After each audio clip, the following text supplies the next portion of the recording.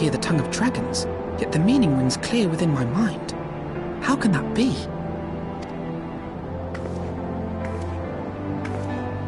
Ffxiv, do you not remember me? 'Twas I whom you found in Dravania. I who glimpsed the truth about your past, about Shiva.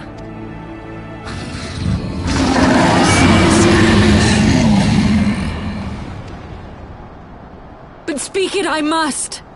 I have summoned Shiva's soul from the beyond and offered myself as her vessel. She has made her heart known to me.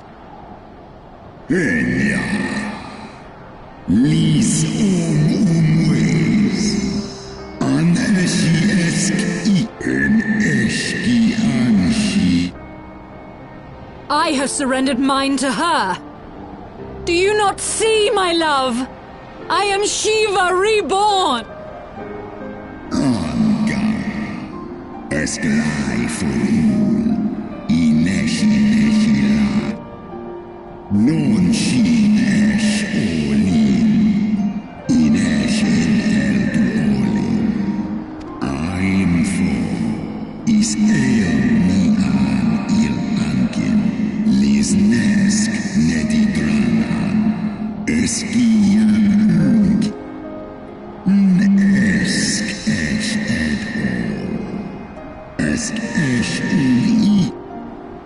Then the spirit that answered me.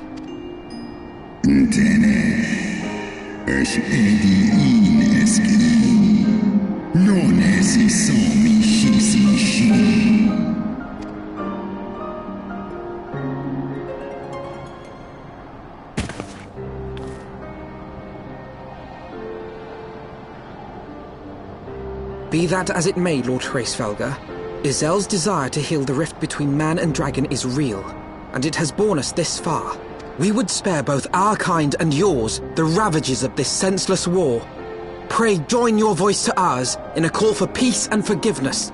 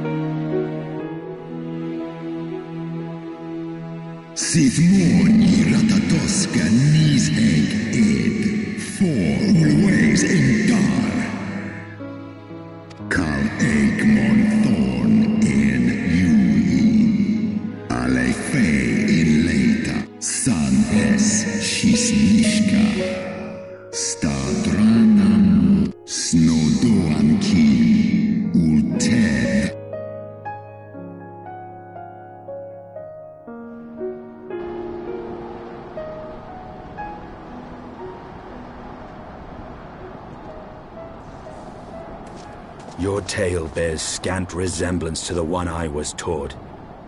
How convenient that it should absolve your kind of all responsibility. But tell me, dragon, why should I believe your version of events?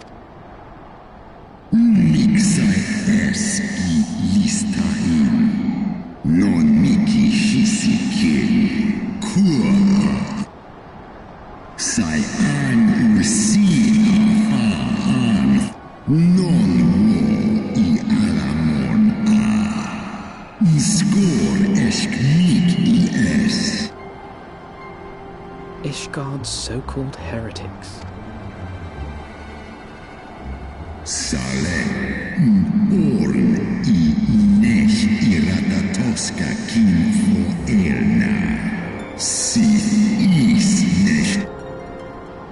Then the seed lies within us.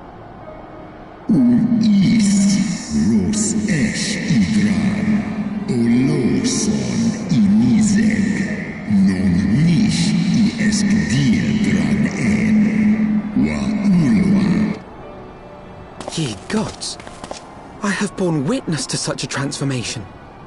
Looked on as a heretic assumed the shape of a dragon. I imagined it some manner of Dravanian enchantment.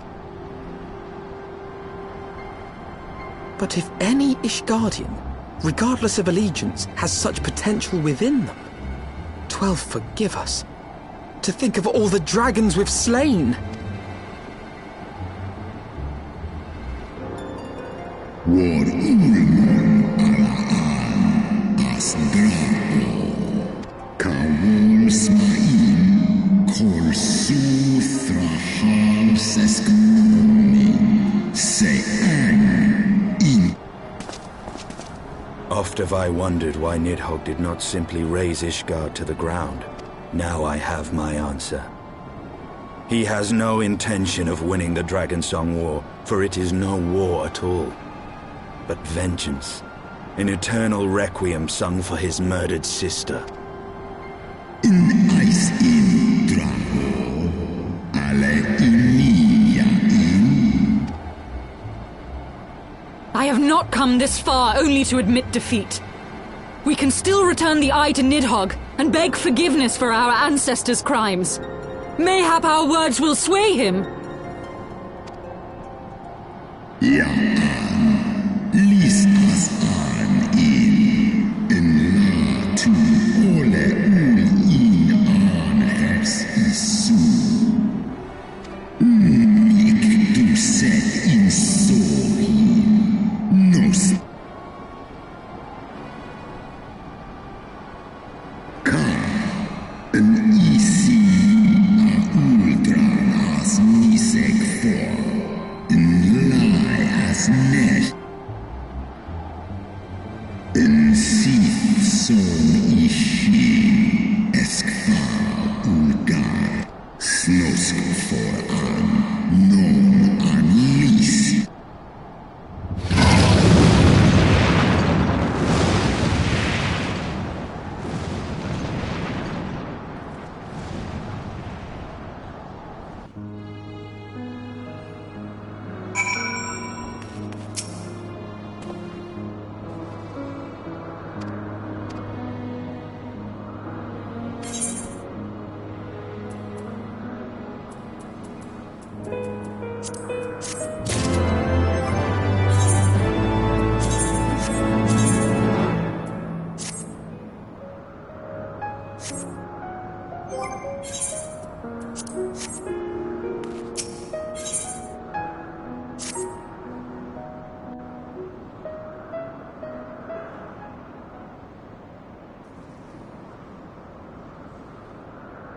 Well, what do you propose we do now? I, for one, am intent on continuing to the east. What is there to be found in the east?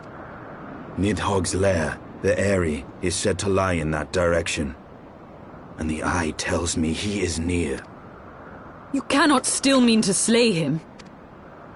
You cannot still mean to stop me. I have been true to my word and aided you in this fool's errand with Ffxiv. But your efforts at parley have come to naught, Lady Iceheart.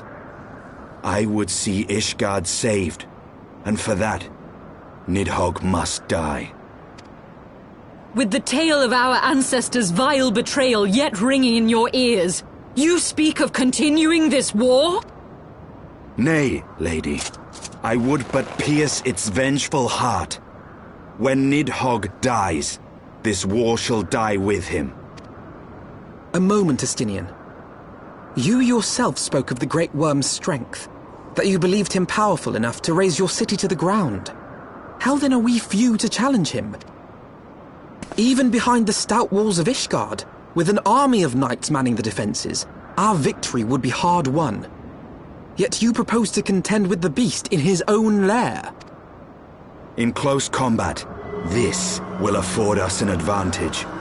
And if the tales are true, the Warrior of Light has bested many an invincible foe. But such speculation is meaningless if we cannot even find the worm. Our first task must be to seek out Nidhogg's lair. The story of this nation grows bloodier by the moment. Must death always be answered with more of the same? Such is the way of things, I fear. I shall consider it a miracle if mine armor is not stained crimson ere this conflict is ended.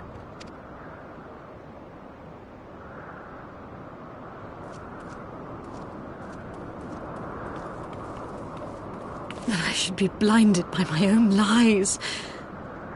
Everything I believed, everything I thought I was, gone. All gone. Leave her. Your words will not reach her now. And we have not the time to wait for her to gather up the pieces of her shattered faith.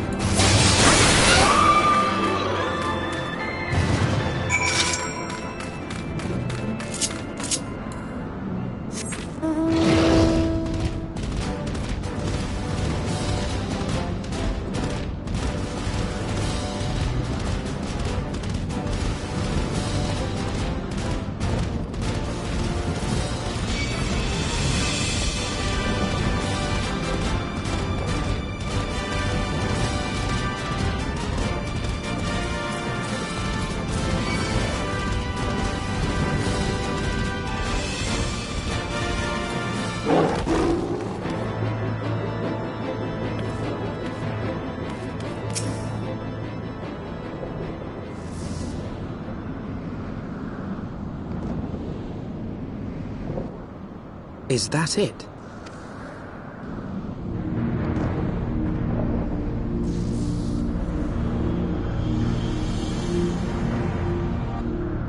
Aye, that would be the Eyrie. I feel Nidhogg's presence through the eye, his caustic hatred gnawing at my soul. 'Twould seem the death of his consort has put him on guard. Mark how he wards his lair with tempestuous wind. A similar barrier once barred our entrance to the Primal Garuda's domain, until we discovered the means by which it could be penetrated.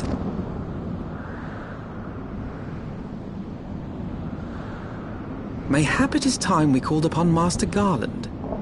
It will be just like the good old days, no?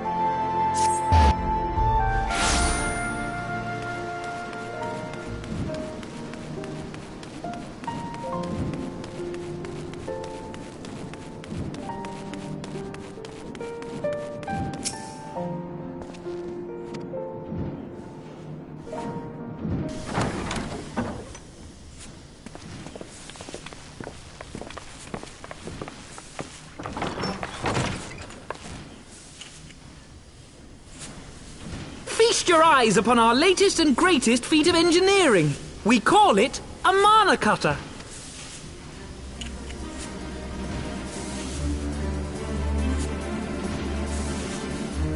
After you put down Gaius, Wedge and me struck out on our own for a bit, and started work on the successor to the tiny Bronco. Impressive little thing, isn't she? My talent for ship design has plainly rubbed off on them.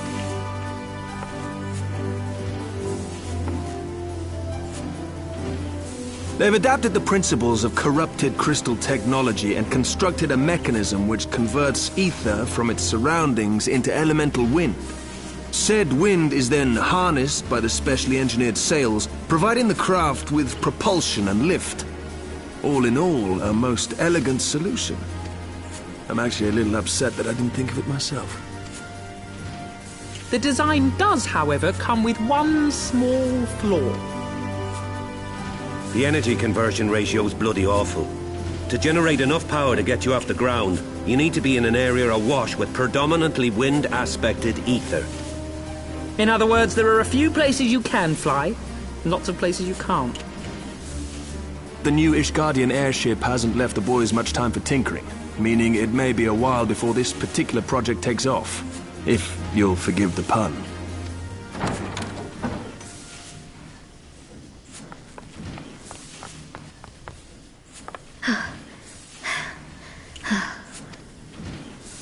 Tataru, what's happened? I've been looking all over for you. There's been word from Aldar. It's about Her Grace the Sultana.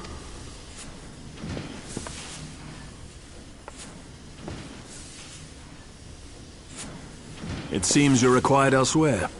Leave the mana cutter with us. We'll see that she's airworthy and suitably equipped to slice through those winds. You, meanwhile, should concentrate on providing Raoban and the Sultana whatever help they need.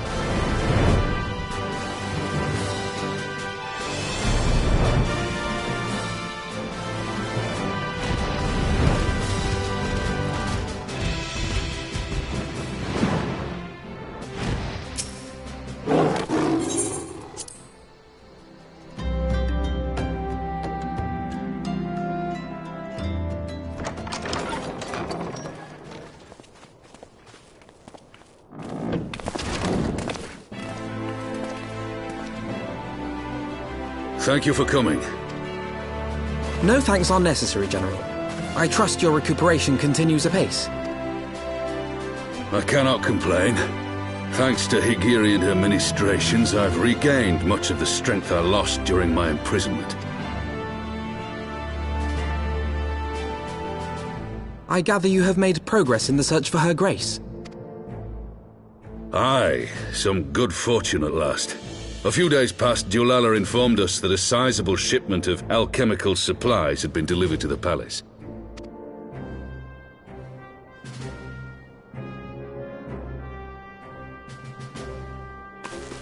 With Papa Shan's assistance, I set out to ascertain the source and nature of the shipment. My inquiries led me to Frondale's frontistery. There, I learned that an order had been placed for a curious substance designed to sustain patients trapped in death-like slumber. An invention of the former head alchemist, apparently. A death-like slumber? This cannot be a coincidence. It lends some weight to Dulala's claims, aye. Her Grace is likely somewhere within the palace, abed but alive. Before making any attempt to extricate the Sultana, however, it seemed prudent to learn what manner of substance was used to induce her torpor. To that end, I made inquiries as to the whereabouts of the one most like to have administered it. The lady-in-waiting, Meriel. We sent for you as soon as we learned of her location. All that remains is to apprehend the woman. We shall find our cat's paw in the Silver Bazaar. But we must tread carefully. The market is not the bustling place it once was, and someone is sure to mark our coming. Should they inform the monetarists, we'll have a fight on our hands. We must be prepared for the worst, and being short an arm, I thought it wise to take another in its stead. What say you, Warrior of Light? Will you lend me yours? Then I pity the bastard that stands in our way. Come, my friends, for Nanamo, and for Ul'dah!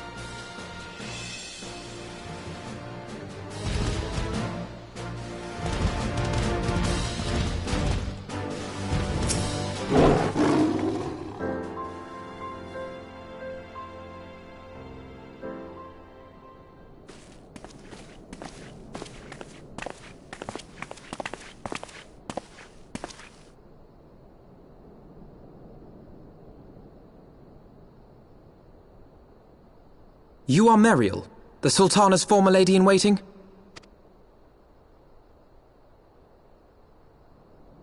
I know no one of that name. Pray excuse me.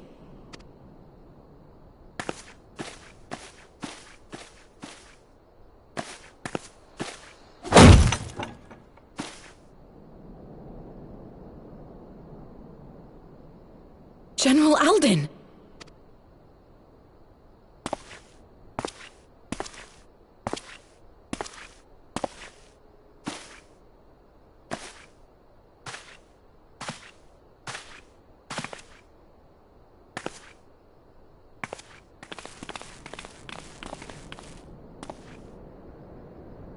We will have the truth from you, girl.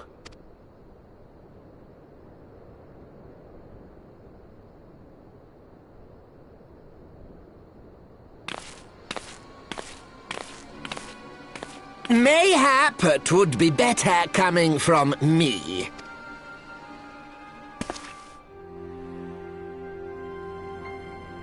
Lonorito, you'd best talk fast. As you know, Teleji Adeleji's Cartano reclamation bill was no more than a facade, a means to get his grubby little hands on that Allagan monstrosity Omega. When he learned of Nanamo's intention to abdicate, however, he was forced to amend his plans. Suddenly, assassination seemed the most promising way to further his ambitions.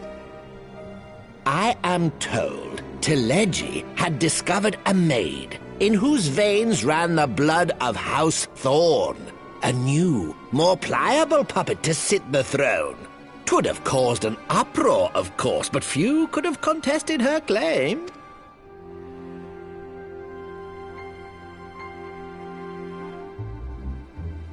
'Twas plain that Teleji's wild machinations had outgrown our ability to control them. So I decided to usurp his scheme and left the fool to seal his own demise. And what of Nanamo? Oh, I have no desire to harm her grace. 'Twould profit me little to destabilize our government. Thus did I employ young Meriel here to administer a potent sleeping potion in place of a poison.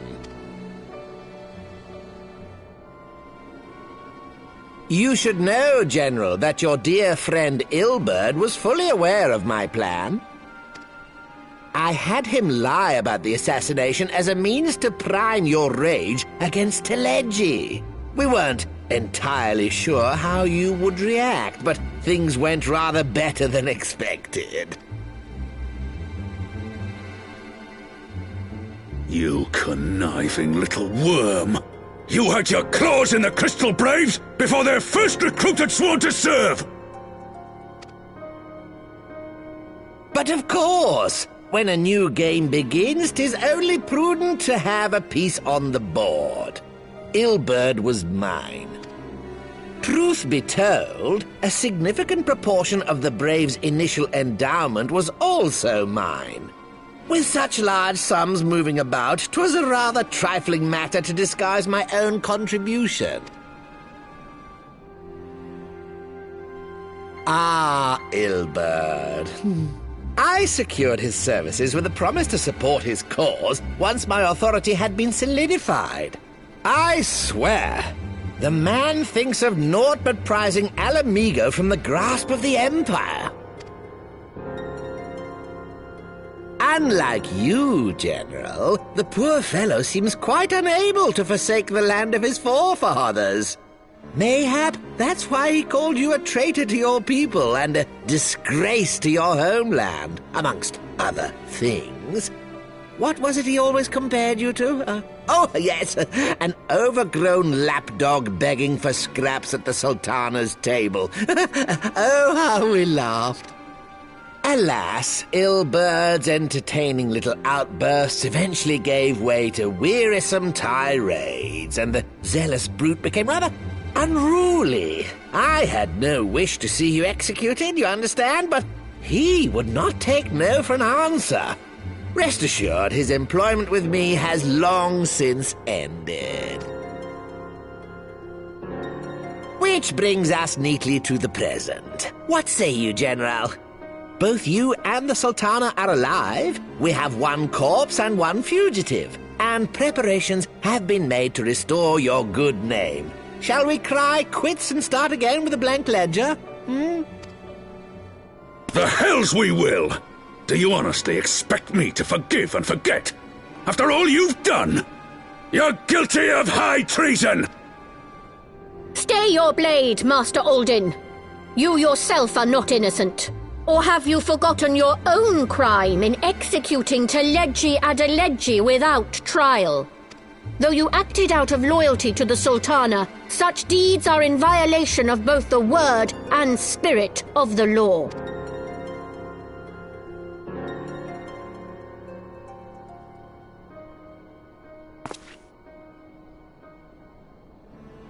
If you would, Lord Lolorito?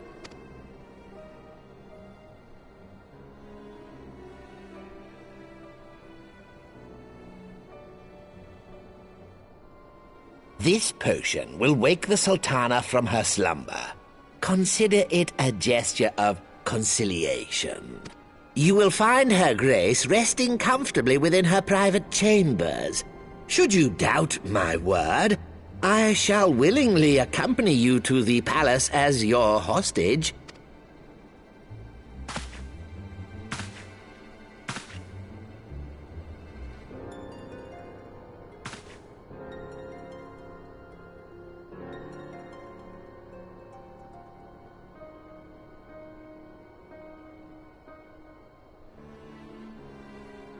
I like not your motives, Lolorito.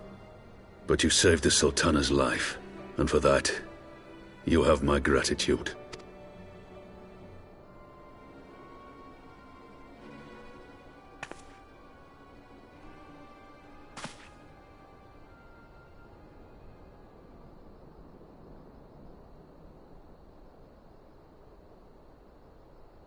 Rauban Aldin, you are hereby reinstated as General of the Immortal Flames. The citizens of Uldar shall once more be united under Nanamo Ulnamo, and together we shall usher in a new age of prosperity.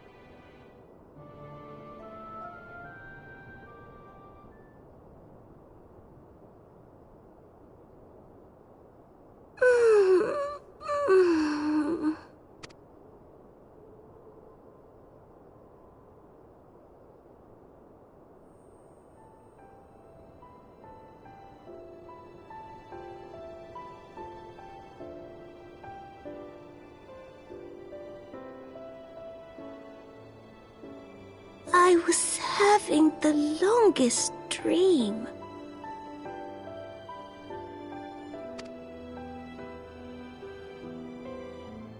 "'Tis time to wake up, Your Grace. Another day begins in Thanalan, and the sun blazes bright upon the sands.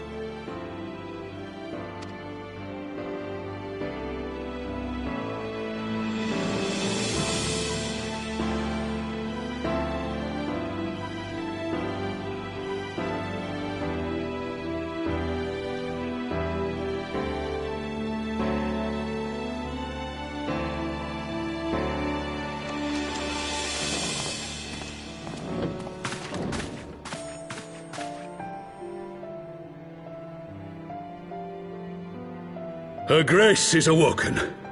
The palace physician assures me she is none the worse for her slumber.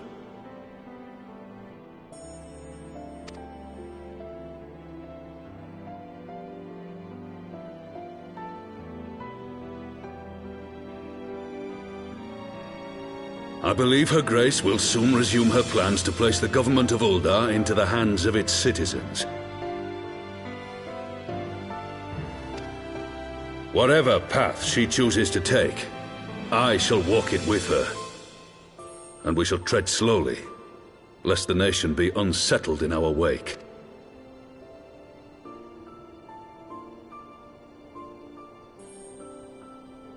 Her Grace's compassion is a shining beacon to us all. But what our city truly thrives upon is competition. 'Tis in the struggle against our rivals that opportunities are seized and fortunes made. And with the Empire on the offensive once more, now would hardly seem the time to turn our system of government upon its head. Are you privy to new intelligence, my lord? I would hardly call it new. Remind me, what was the name of that enormous Imperial warship which met its end in Mordona? Oh, wait, I have it. The Agrius. Yes, well, 'twould appear that the Garleans have been hard at work on another such vessel. How close are they to completing this ship? Is it operational? Its maiden flight was a success, I hear. I should imagine Emperor Varys is eager to see how it performs in battle. My lords and lady, I move that it is time to repair the damage caused by Teleji Adeleji and prepare our great nation to repel the Empire once more.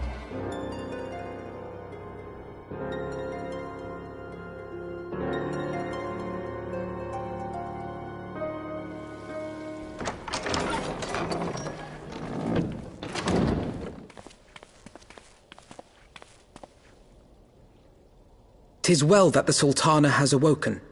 The Syndicate yet needs to put its house in order, but 'twould seem the worst of the confusion has passed. Uldar has taken control of its future, and I must do the same.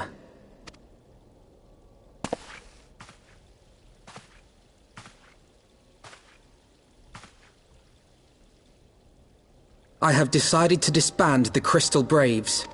Among the recruits, there were those who supported our Order's goals and convictions with all sincerity. 'Tis my hope that these loyal men and women will choose to remain our allies in the battles to come. As for those who sided with the traitor, Ilberd, they shall be hunted down and held to account for their crimes. It is my earnest hope that they will surrender themselves peaceably when the time comes, though I think it unlikely. Ah, my all-conquering Crystal Braves. The model army meant to pave the way for a single, unified Grand Company of Eorzea. That so high an ideal should be brought so low. I need not tell you how deeply the betrayal stung me. Yet I see now that it was mine own naivety and pride which allowed the Braves to fall prey to corruption. As ever, it is to your own shining example that I turn for inspiration. Like you, I mean to stand firm in the face of hardship and give mine all for the cause. let us resume the search for our missing comrades, that we might come together to shine the light of dawn across the realm once more. The role of Crystal Brave Commander suited me ill, and I shall play it no longer. Henceforth, I shall be no more or less than Alphino, proud member of the Scions.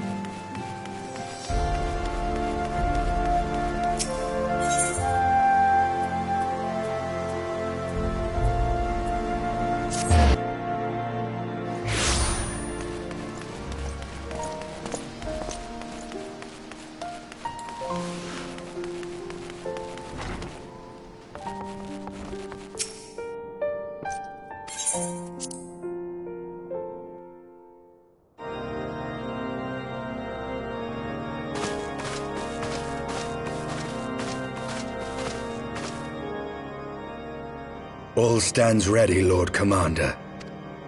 Ah, the moment has come then. Pray excuse my lateness. I paid a brief visit to the workshop to inquire about the mana cutters. The engineers assure me that they're ready.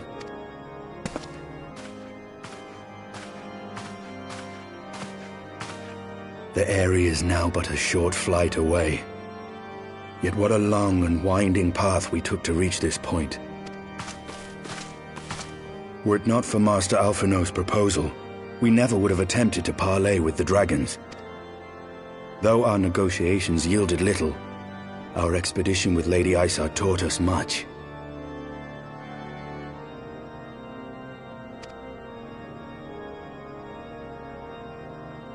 You took an unimaginable risk. I could scarce believe the tale Estinian told.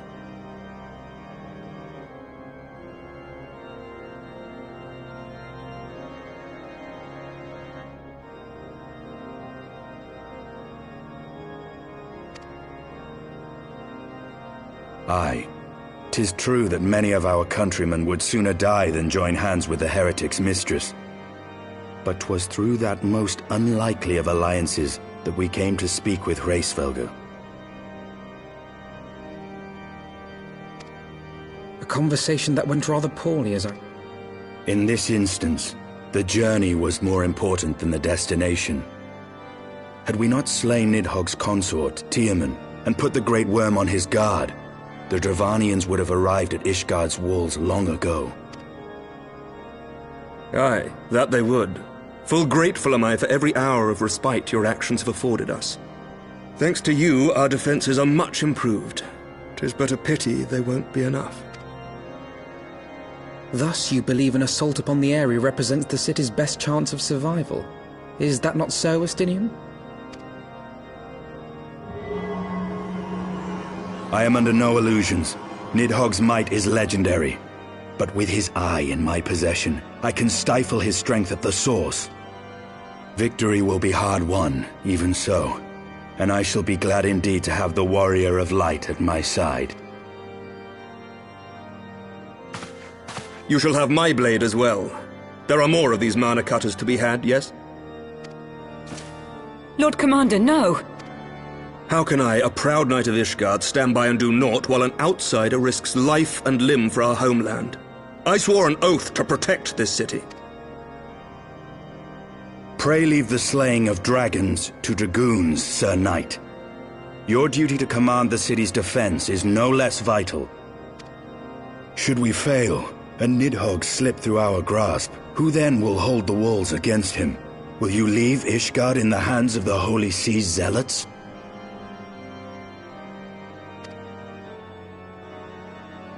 There are others.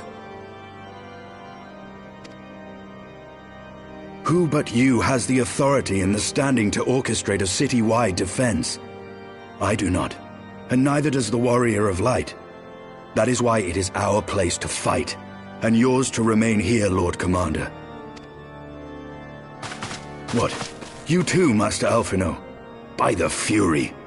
You have shown some promise, but this adversary is far beyond your skills.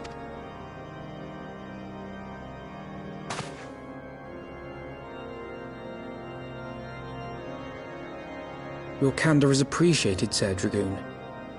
I shall remain then and cheer you from afar. Well, my friend, it would seem I have discouraged the last of the volunteers, and claimed the task as ours alone. But if any alive can best this worm, 'tis surely we too.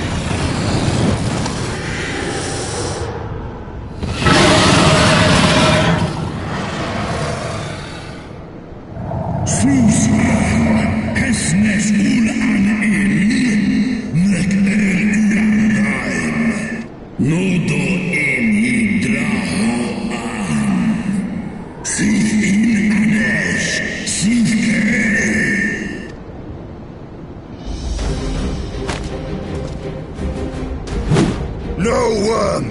This ends here!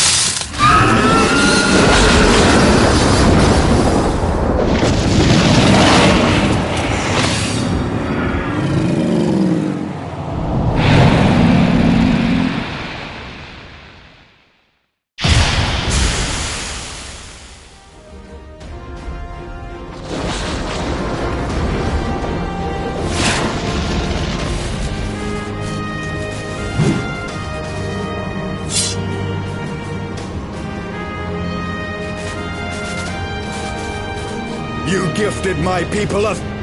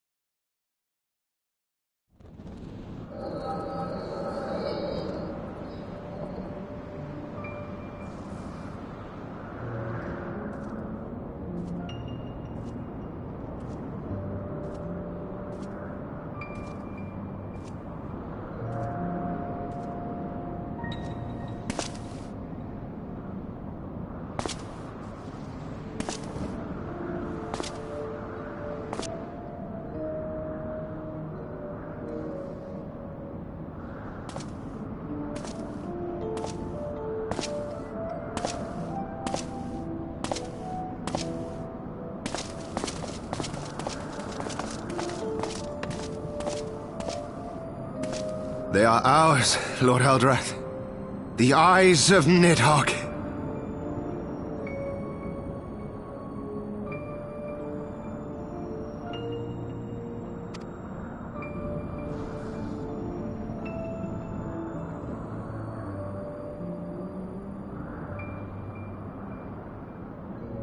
Aye. The worm lies broken and my father is avenged. With the wellspring of his vitality thus denied him, Nidhogg shall not linger long in this world. But behold the terrible price we have paid. My sire is dead. So many brother knights slain.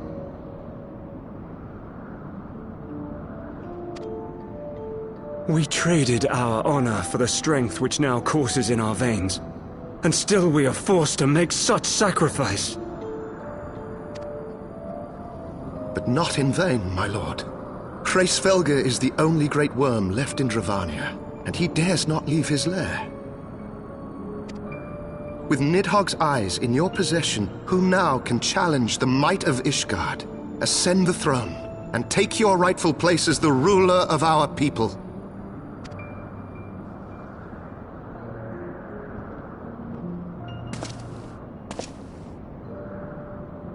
Nay, my friend. I must forsake the mantle of king. Though Nidhogg be defeated, his wormling horde yet darkens the skies with wings beyond counting. As one who partook of Ratatoska's strength, it shall be my penance to bear a knight's arms until death grants me leave to retire. When that day comes, no prince shall perish, but a hell's-bound hunter of dragons. But Lord Haldreth! What then shall become of the royal line? Think of your people, my lord. Without a king, who will the common man turn to in his hour of need? How... I thank you, Sir Flavian and Sir Silvertrill, for dispelling my remaining doubts. With men of such wisdom and compassion in service to the realm, 'tis plain that Ishgard has no need of a king. But if you must bow to the demands of tradition, you need look no further than yourselves for one worthy to wear the crown.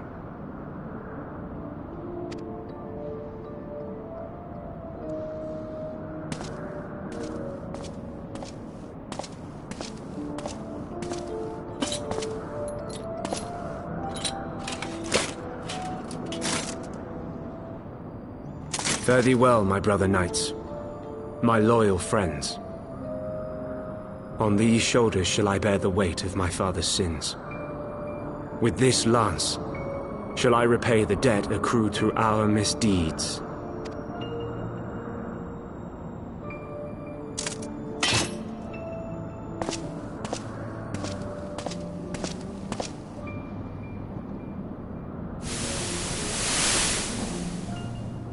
What cruel jest has fate played upon us? Have we seized this desperate victory only to lose a king? We can but act as our lord has bid. We few who remain must divide between us the rulership of Ishgard and her people.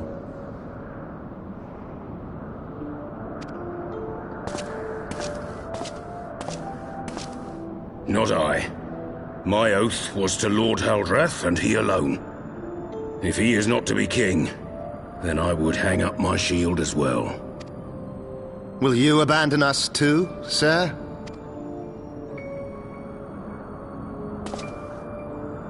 I would wash my hands of blood and betrayal, and take up an honest trade. Mayhap I shall serve ale instead of sharpened steel.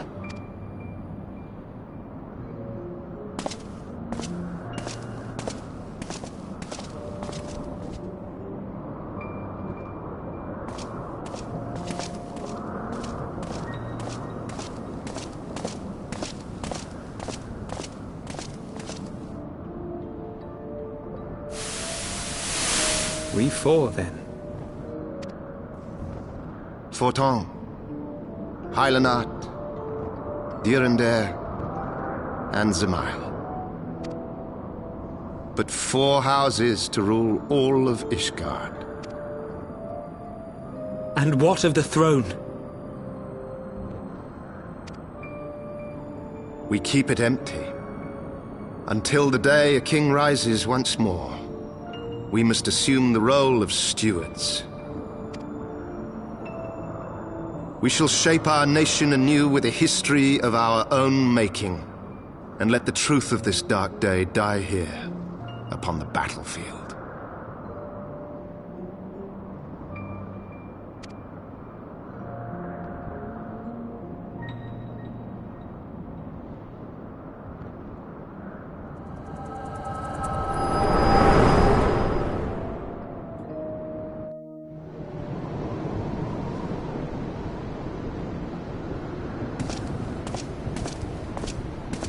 What ails you, friend? Are you wounded?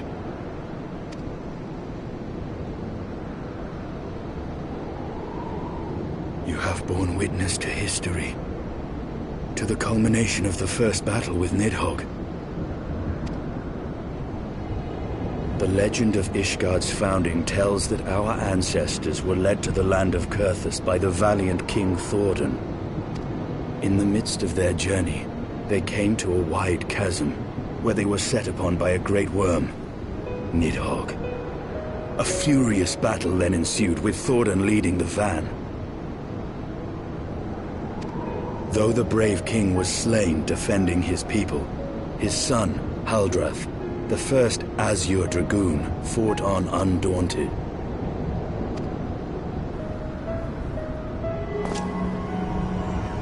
And with a mighty thrust of his lance, he gouged out Nidhogg's eye, forcing the wicked creature into retreat. Thus, did this eldritch orb become a sacred treasure of Ishgard, lending its power to every knight deemed worthy to bear the title of Azure Dragoon. A rousing tale, is it not? Would that I could still believe it. But your vision, which we must accept as immutable truth, leaves no room for doubt, save on one point. If Huldreth took both of Nidhogg's eyes, then how came this eye to be lodged in the worm's skull?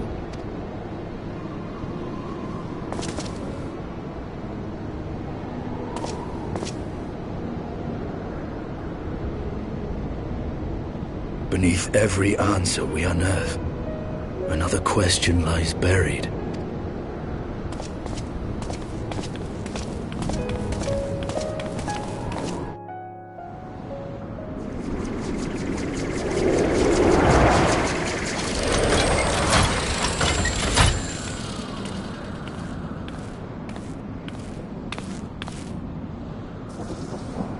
'Twas a fierce battle, but one I knew we would win.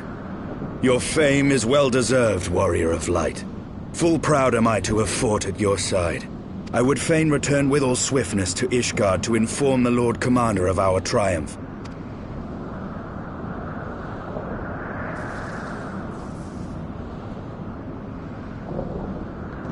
But we must first have words with Ffxiv. There are parts of this tale that the worm has kept from us, and I would know wherefore.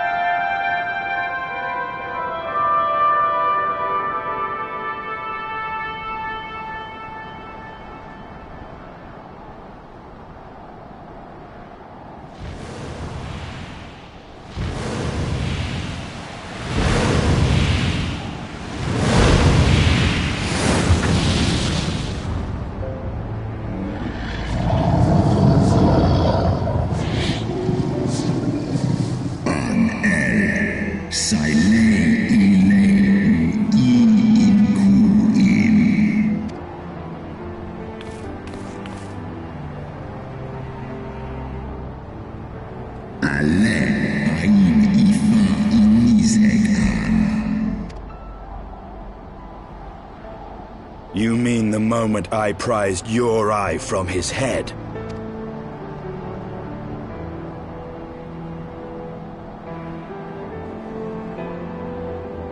Es Oledra Omik es set nizeg an es an strav an.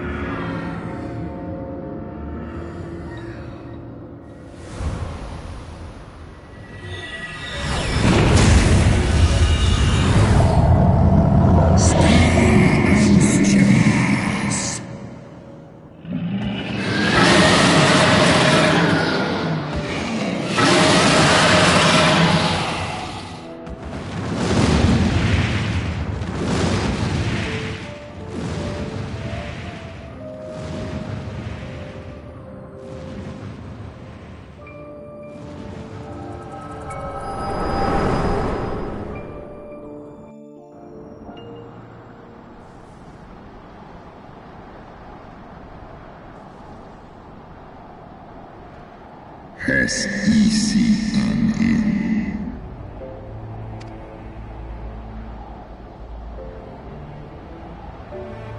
It was yours. Your strength that sustained Nidhogg all these years. Would that Haldreth had dealt the worm a killing blow. Kom an I foran King Luna has morn in. Noskar strav. And so you acquiesced. You surrendered your eye to Nidhogg, knowing full well the suffering he would inflict. This one som anshin inkin in Ela. Vermatan in Esklos miseg.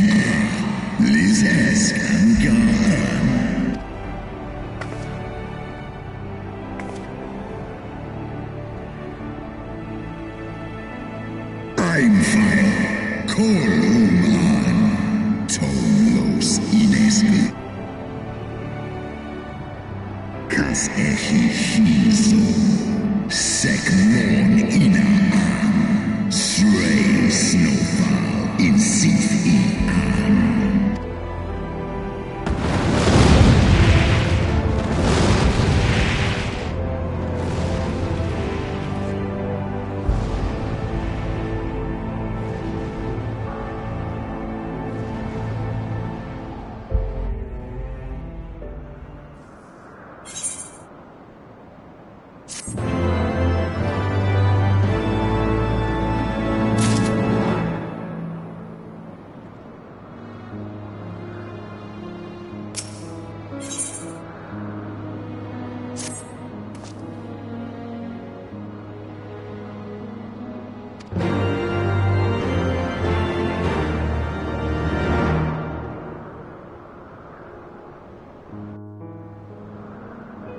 Twas my life's goal to slay Nidhogg, but I find there is little joy to be had in its accomplishment.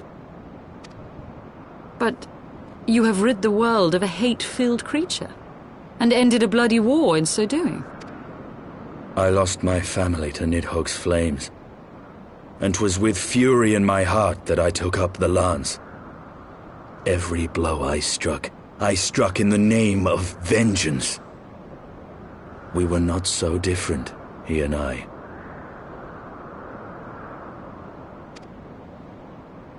I will not judge you for your deeds. I have not the right. Too many innocents have perished in the name of my greater good. Yet even with all that has passed, the tale is incomplete. We are short a great worm's eye. Of the pair which Haldreth took from Nidhogg, only one is known to us, the one I bear. What then became of the other? Why did Nidhogg, who had taken such pains to prolong the Dragonsong War, suddenly decide to hurl his entire army against the walls of Ishgard? Lord Commander. Aye. The deed is done. Nidhogg is slain. What? In the city? A battle with whom? At once, Lord Commander. Hold firm till our return. Fighting has broken out in the city. Lord Emmerich was sparse with the particulars, but it seems some commoners threw open the gates to a force of heretics.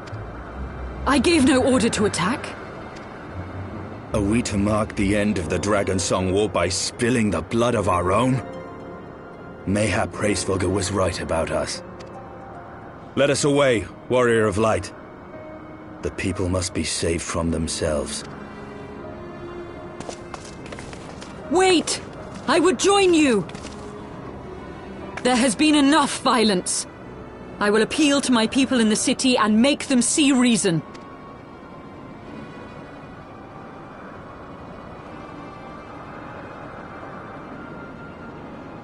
Come then, Lady Iceheart. Let us write the final chapter in this damnable war.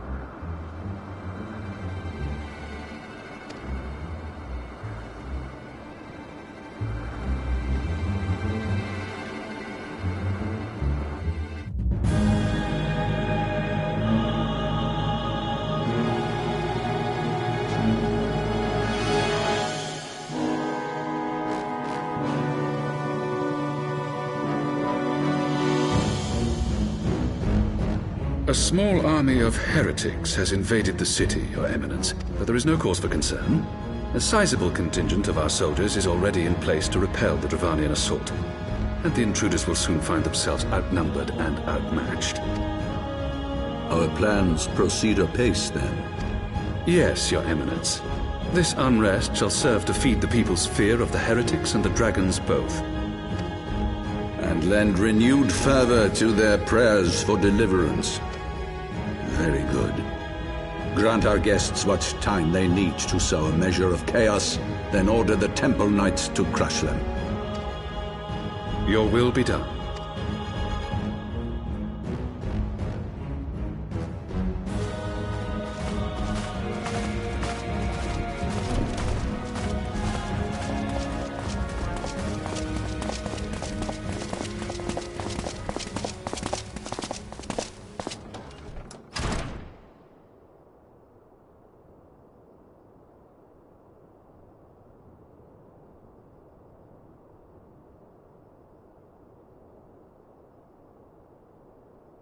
The moment is at hand.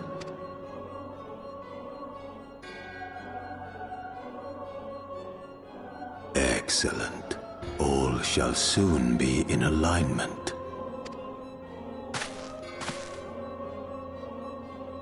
It is time for the Bringer of Light to die.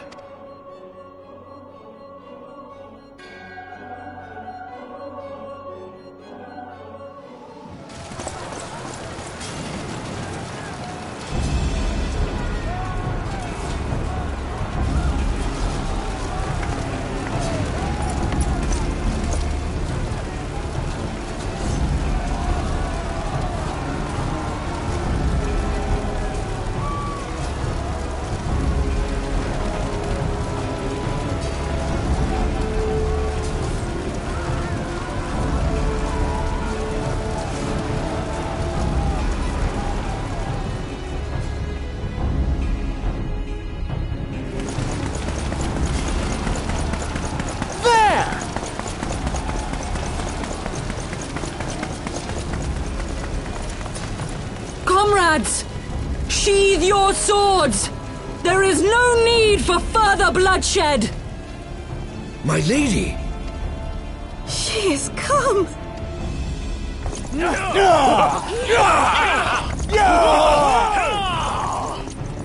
Hear me, brothers and sisters! The war is ended! Nidhogg is no more!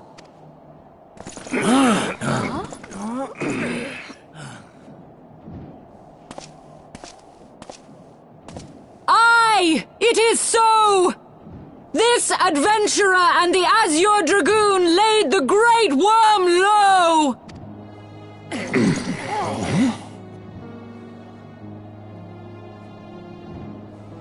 The endless cycle of violence between man and dragon was born of our forefathers' treachery. You have followed me, bled with me, to bring this truth to light that we might all know peace. But Nidhogg is dead. Nidhogg is dead, my friends. He who bore such hatred towards Ishgard is dead. Let his hatred die with him, I say. Let us sheathe our swords and go in peace. Have we lost? No, my friend. Far from it. At long last, the peace for which we have so desperately fought is within our grasp. And I, for one, would not forsake it.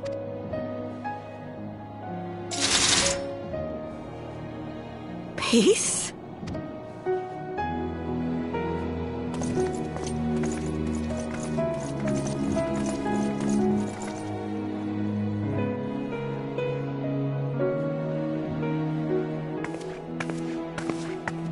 Seize the witch! Let none escape! Providing aid and succor to the wounded should be our first concern. If the heretics mean to observe the peace, then it would be folly not to do the same.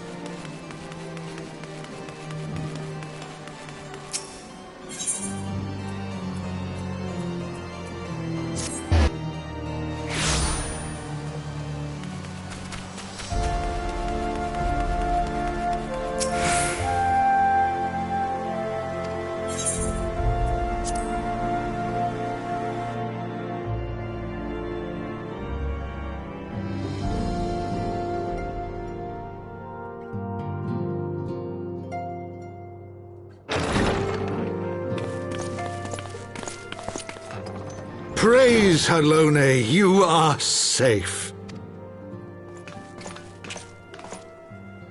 My safety was never in doubt, Father. For I had the Azure Dragoon and the Warrior of Light by my side. We bring the most wonderful tidings.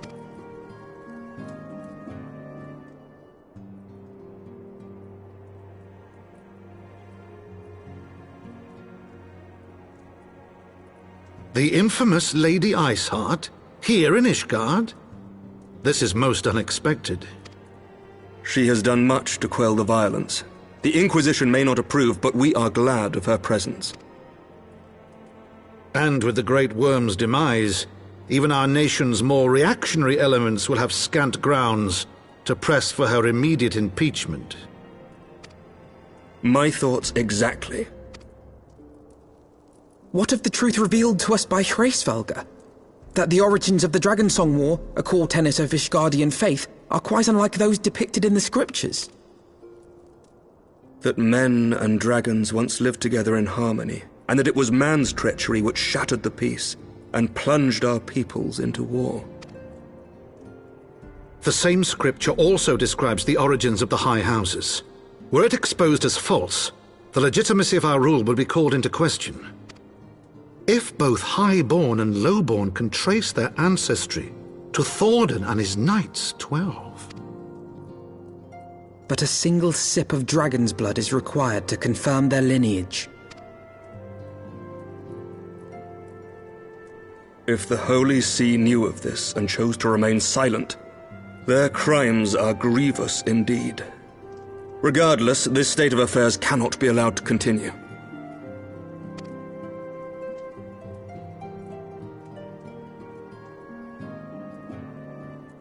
Sir Emmerich, you cannot mean to raise this matter with the Archbishop. Pray consider what you are proposing. If the Holy See chose to conceal the truth for centuries, what reason would they have to reveal it now? At best, you will be branded a heretic and clapped in irons. Then at least the Archbishop will have shown his true colors. My friends, this war will never truly be at an end until the truth is made known. You must see what lies on the horizon if it is not. When ruled by fear of a common enemy, we were united.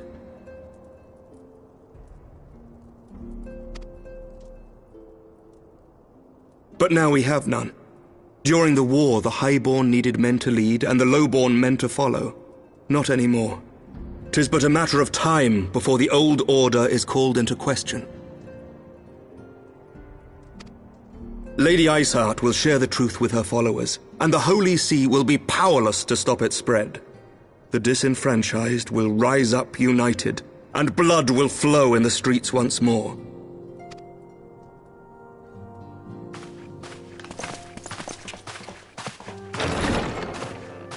A divided Ishgard will not survive.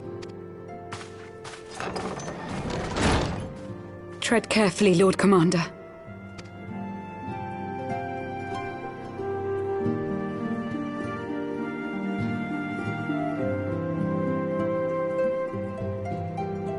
My lady, is it wise to let him go? I sympathize with the Lord Commander's desire for reform, but to approach the Archbishop in this manner bespeaks an idealism to which I did not think Sir Emmerich prone. Though he comports himself as a realist, he has long dreamt of reform. 'Twas that idealism which first drew me to him, that which made me swear an oath to serve. We must not think of ways to hinder his cause, but rather ways to aid it, even should the Holy See cry heresy. You cannot mean... If the Lord Commander does not return from the vault at the appointed hour, I mean to go and fetch him. Have care, my lady. Your words border on treason. Should they reach the wrong ears, you will be declared an enemy of Ishgard. That is a risk I am willing to take. Lest you forget, my lord, I am not born of this land. My loyalty is to the Lord Commander alone, but I speak only of what may come to pass. If the rumors regarding his heritage are to be believed, we have naught to fear.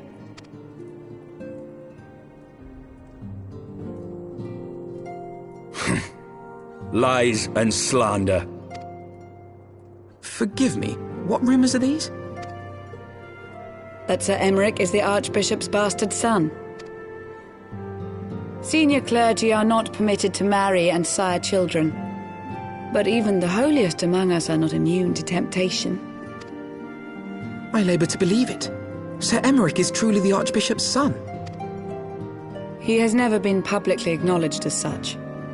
But the rumours have plagued him since childhood. That he rose to his current position, despite being despised as a bastard and accused of profiting from his father's influence, bespeaks the quality of his character. It is my hope that on this occasion, the burden of his birth will work in his favour. Should our worst fears be realised, the Archbishop will not be so quick to execute his own flesh and blood, affording us time to mount a rescue. Bastard or trueborn, he is our nation's best hope. If the Holy See dares to threaten him, I shall lead the charge against the Vault myself. Hear, hear!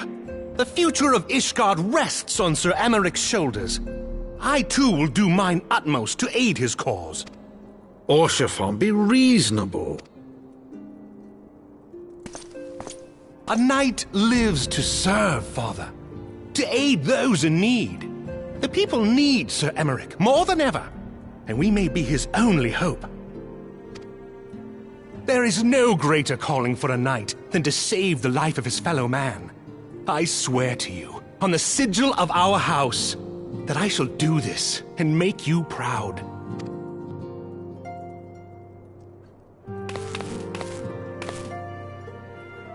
Even you? Romantic, reckless fools, the lot of you. So be it. Make your preparations. I thank you all for your support.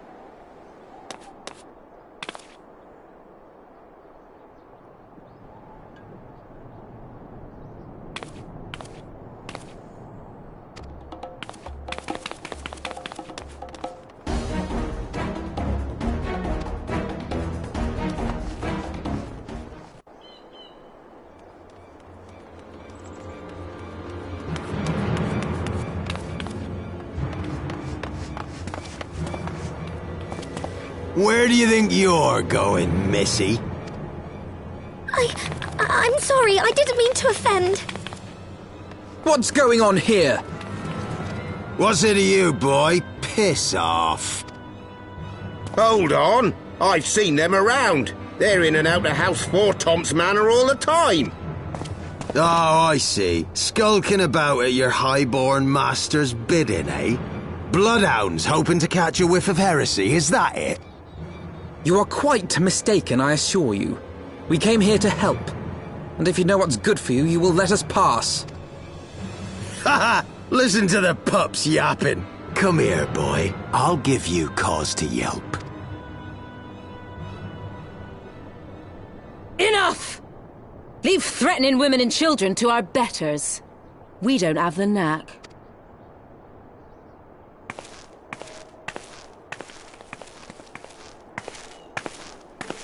Hilda!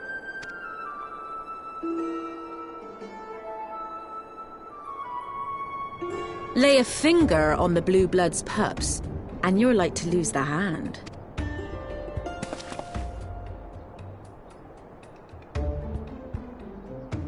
And often I get called on by glorious heroes like yourself. So tell me, what have I done to deserve you?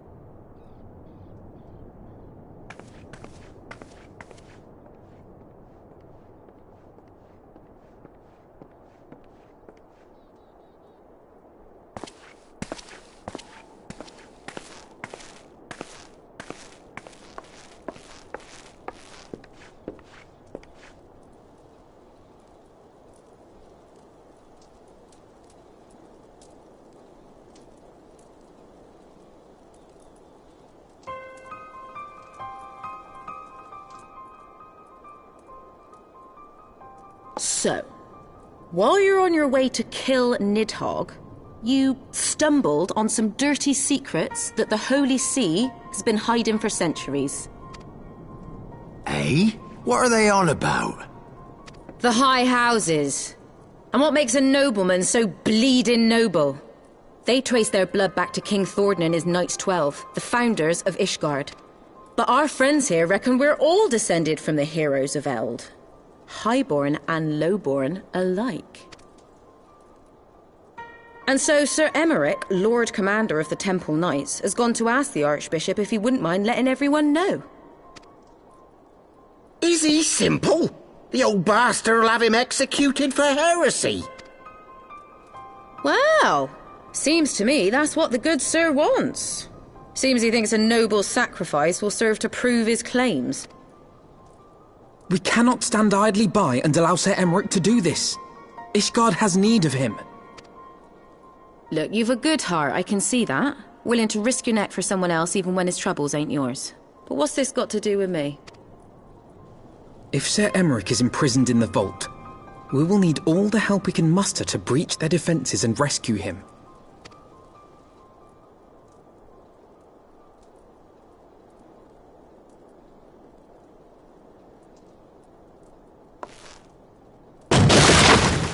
What in the hell's...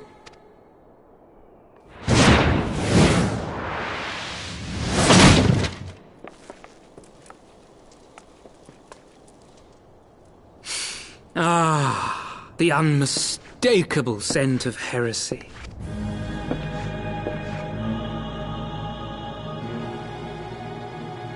And what do we have here? The honoured guests of House Fortom consorting with the Queen of Rats.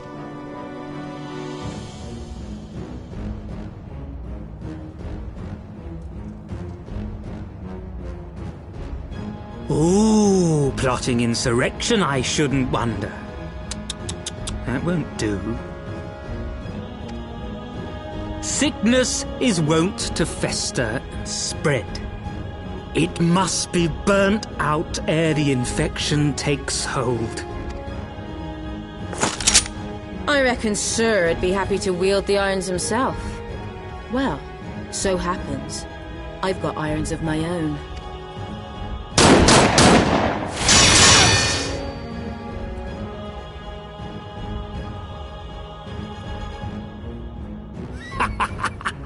Such simple creatures, rats.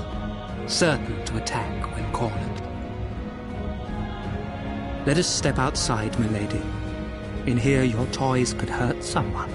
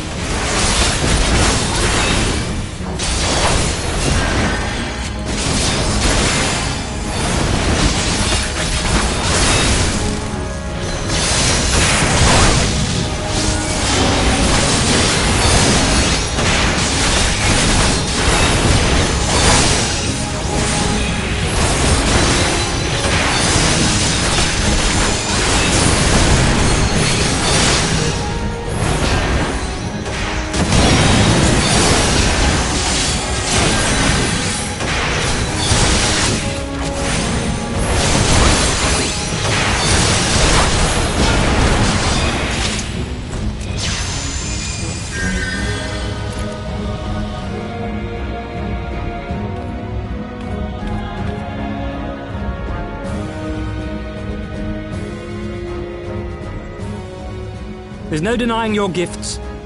A well-deserved reputation indeed.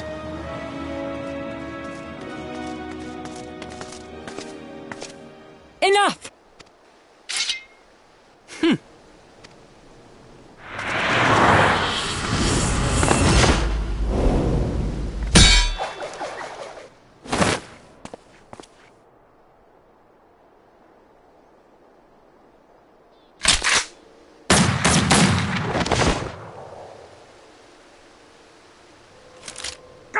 Lucky bastard. Nay, 'tis we who are lucky. Had we fought on, 'twas but a matter of time before our conflict claimed the life of an innocent bystander.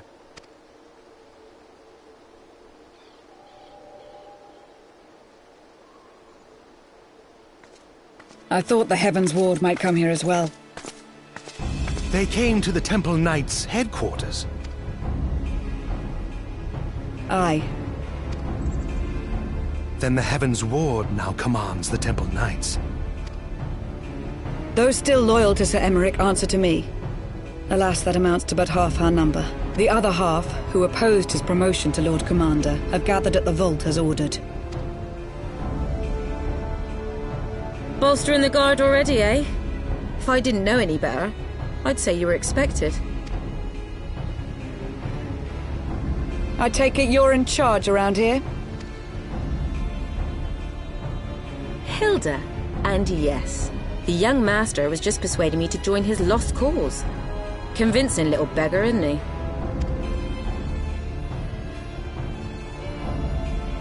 Aye, your passion moved me. A bit. That, and the fact that we're sick of living off the leavings of our betters. If you've a mind to change things around here, then we've a mind to join you.